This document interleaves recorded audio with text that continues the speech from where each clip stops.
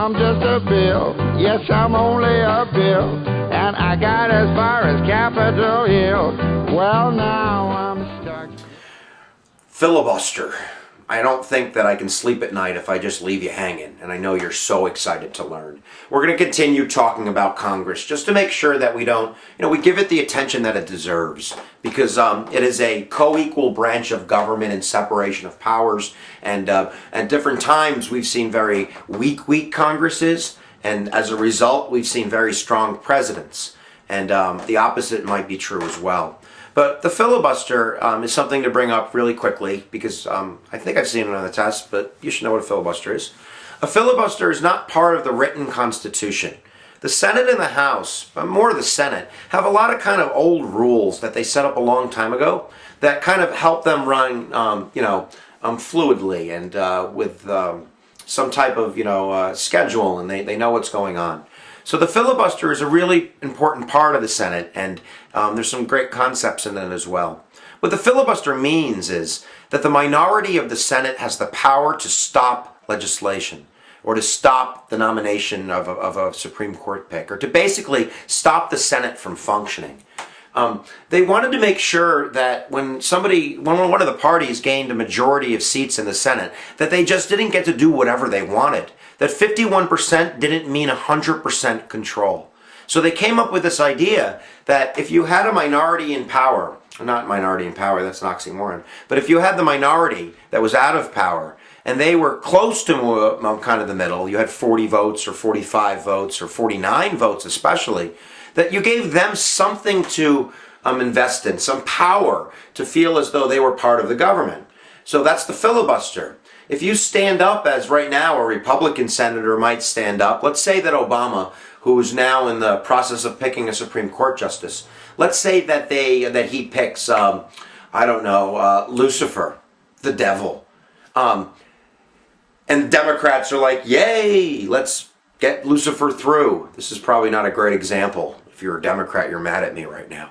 But you don't want the Senate just to be, kind of like a rubber stamp. You want the minority to be able to stand up, maybe, and say, we're not going to let this happen. And what a filibuster is unlimited speech in the Senate.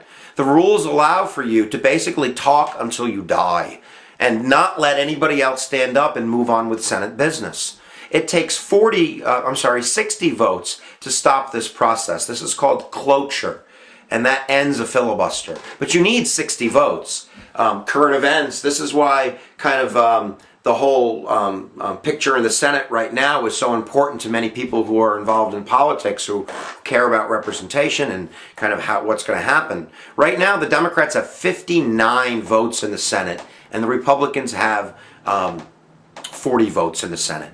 One seat still left up for grabs. In Minnesota, Norm Coleman, the incumbent, the Republican, is fighting the challenger, Saturday Night Live former star, oh my gosh,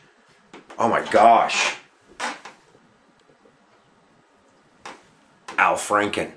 And if Al Franken wins, as he's ahead right now, the Senate Democrats will control the Senate with 60 votes, making the filibuster, if they vote as a majority, all of them unanimously, pretty much dead. And it'll give them enormous power, and you can do a lot with enormous power. You can win big, but you can also lose big. So we're going to have to see what happens with that.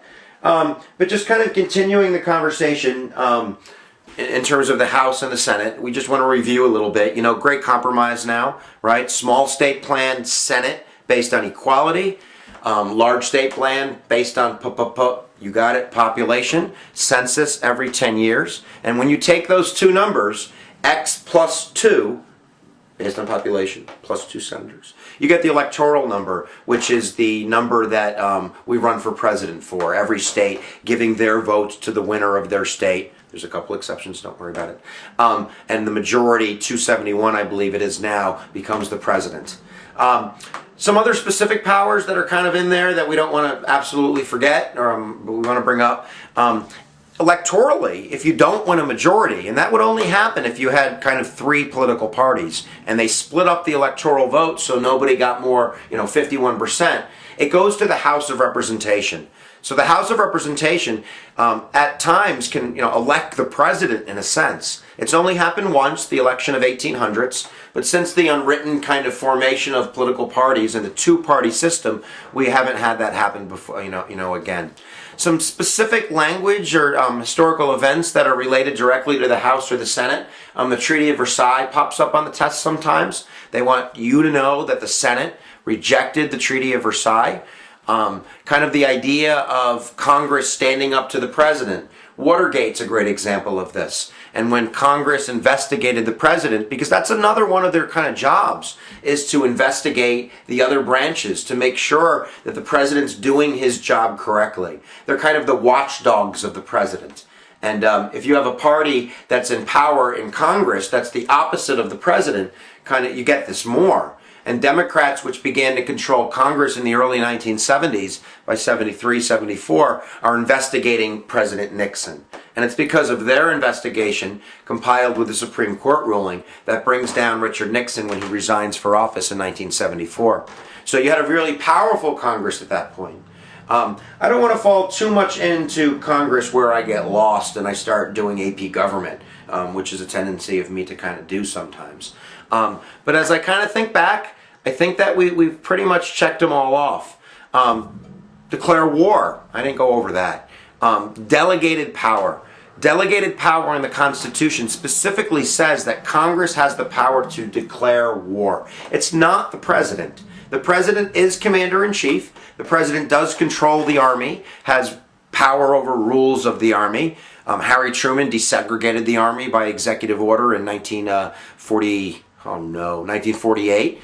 President Obama could do the same thing with homosexuals or gays in the military by the signing of a paper. He could integrate the armed forces, like most Western European countries have done, and Israel and Canada, and most of the, we would call westernized countries of the world have done that.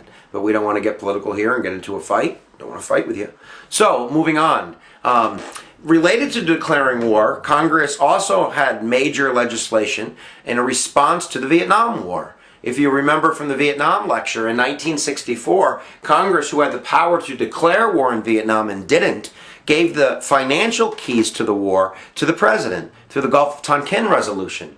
And then immediately, presidential power, and we get Rolling Thunder, and we get Agent Orange, and we get an expansion of the war later into Laos and Cambodia, and the war really kind of goes hog-eyed crazy because the president has this power, kind of the keys to the Porsche.